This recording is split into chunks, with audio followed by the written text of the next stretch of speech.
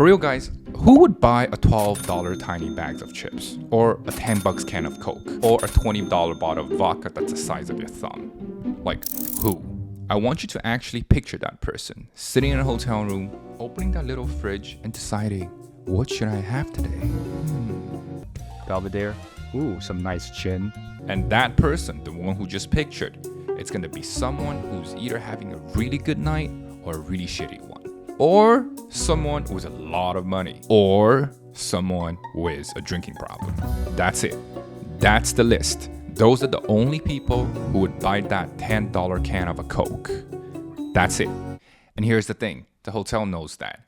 That's not an accident of pricing. That's the pricing model. The Minibar is the only retail operation on earth that's designed around the assumption that its customer will be tired, a little drunk, and out of option.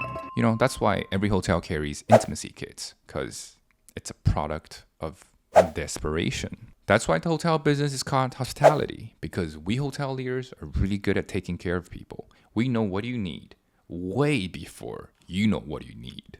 I went to school in Switzerland for hotel management, and let me walk you through why that fridge cost what it costs. Because there are 4 reasons, and only 2 of them are the ones people talk about. Number 1, theft. And I don't mean the obvious kind, like stealing. I mean the creative kind. For decades, guests had a party trick. You know, drinking the mini vodka and refill the bottle with water and screw the cap back on and put it back on the shelf and act as if nothing has happened. A 2012 survey of nearly 500 hotel owners found 84% of them are dealing with exactly this kind of creative theft. So hotels start pricing in what industry calls shrinkage.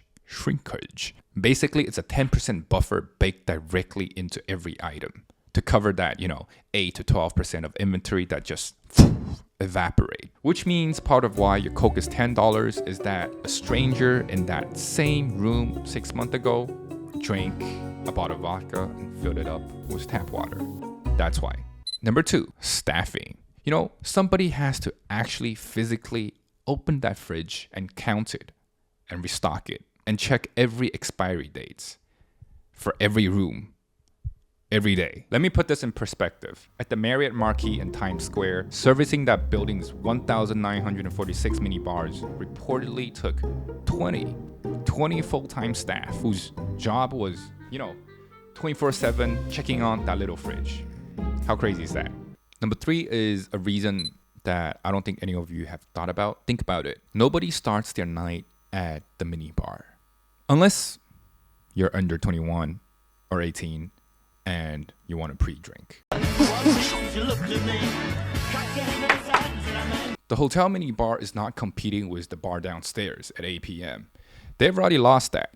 What they're banking on is after hours, like after midnight. They're pricing for a state of impaired judgment. Where, for that specific time frame of desperation, where you just want to, drink more and keep the party going. Like at that moment, you're not going to be rational and, start reading the menu and be like, oh, a vodka costs $20. You're not going to do that. You're just going to open the fridge and be surprised. Whoa, there's vodka, there's tequila, there's Johnny Walker Blue Label. there's bourbon. And you're just going to start popping bottles like it's free. So you see, it makes sense why a can of Coke costs $10. Because when you want whiskey Coke, you got to have whiskey Coke. Number 4, they're charging you for the elevator.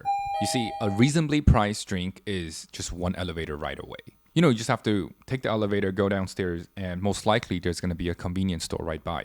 But the hotel knows that, and you know that you are a lazy piece of shit. So the markup isn't for the Coke, it's for not putting on your pants.